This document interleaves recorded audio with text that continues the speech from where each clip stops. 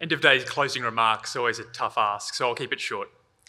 I'm going to take the next 8 or so minutes to talk through the expressions of interest, the EOI process. I'm Giles, Dunseath-Hamilton. I serve as Director of Strategy at the Department of Energy and Mining.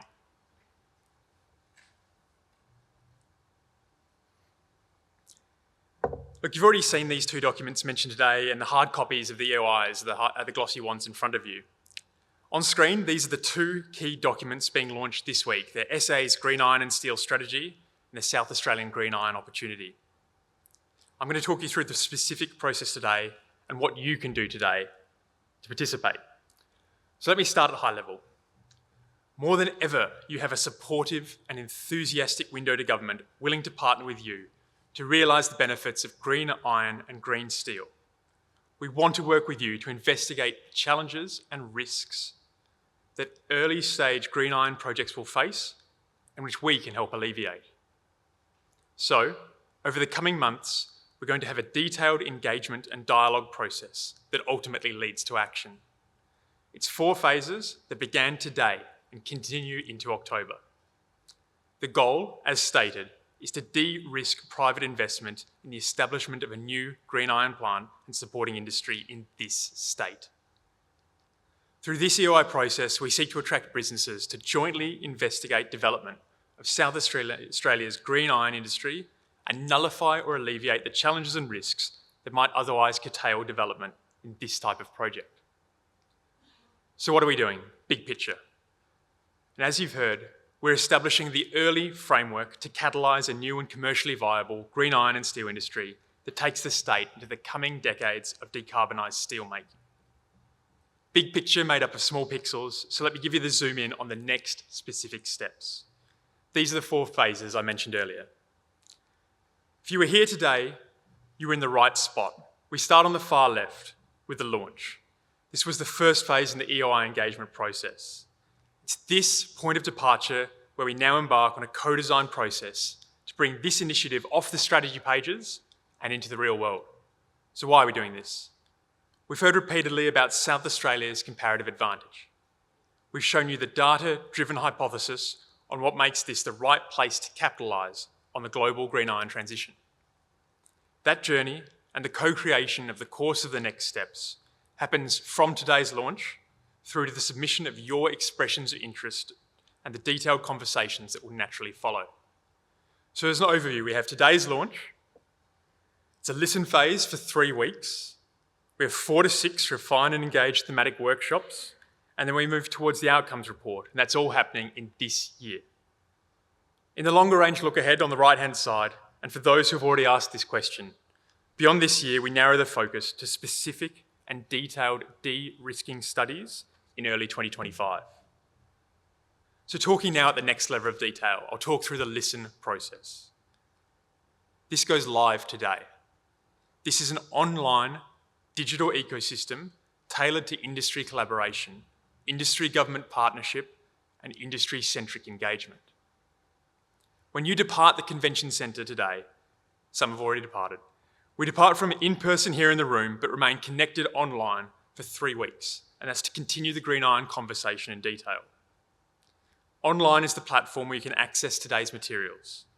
You can show them to your business development, strategy, and engineering teams, and engage with them on what they need to ask and to know to prove out this opportunity.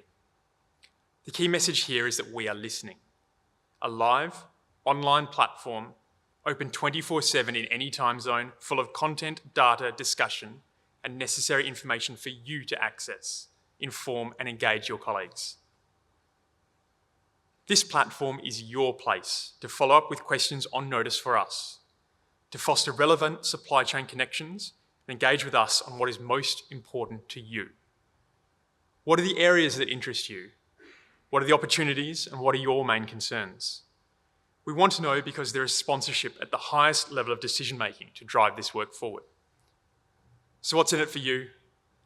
Let me answer that by saying it's a unique opportunity to shape and influence how government and industry work together on this task. And more importantly, to create and shape that bias to action. What's next? After 3 weeks of broad engagement, hearing innovative ideas, making suggestions, asking and answering questions, we move back to small group engagement in topical forums. These are smaller sessions where we discuss in greater detail the 4 to 6 key themes or main uncertainties surrounding this opportunity. What themes? That's for you to choose based on what we hear during the listen phase. But if I was swapping places, I'd suspect satisfying the high anticipated energy demand and how that challenge will be met would be one of the first key themes. Future workforce likely to feature heavily at this stage also. So why participate?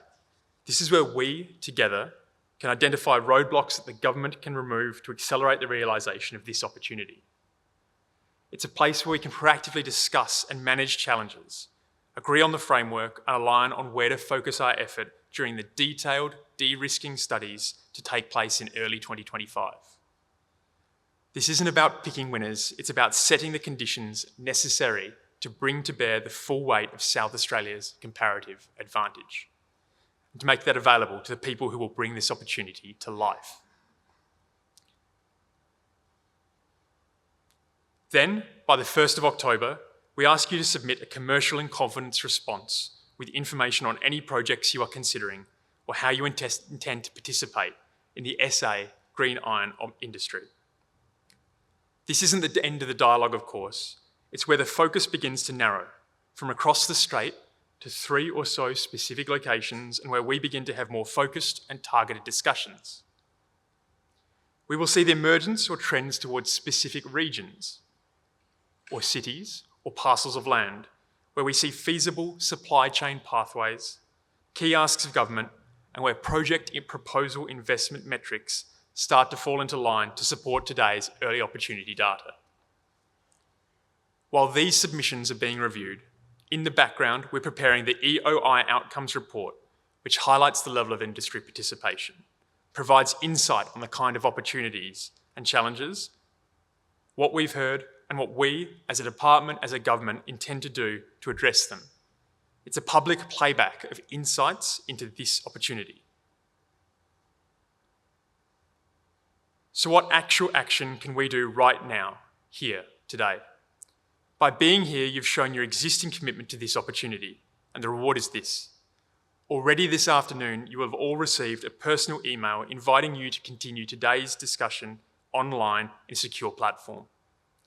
This has gone to the email address you used to register for this event. The Listen Phase platform, open now, will be open for 3 weeks. It includes simple tools for you to access materials from today, share your thoughts, pose questions, respond to others, interact with interactive site maps, and reach out to our department and subject matter experts. Raise the topic you think are relevant. Share your early or not so early thinking. Tell us where we need to focus the deep dive discussions that will take place in August and September. We want to hear your perspectives. We'll provide the opportunity in the coming days to invite others from your network to also participate on this platform if they weren't able to attend today. Look, there's no world where the necessary ingredients for an 8 or 9 or 10-figure project or industry can be summarised in 3 clear points. But just as we've heard in the copper conferences and energy conferences and hydrogen conferences earlier this week, you can't do a project of this scale without at least these 3 things: the right quantum and timing and access to capital, the robust opportunity that makes the right impact to profit at the right time, and a supportive regulator in a stable regulatory environment. The first, finance, that's a challenge today, but it won't be forever. And the second, we will de-risk together in the coming 12 months. But the third, regulatory, that's in place right now, a supportive and enthusiastic one window to government approach with a recent history of world-first approval legislation. All the components that are needed to successfully realise a green iron industry exist in South Australia. We've heard them all today. It's now time to bring this opportunity to life and realise the state's ambition to be the partner of choice in decarbonising global steel.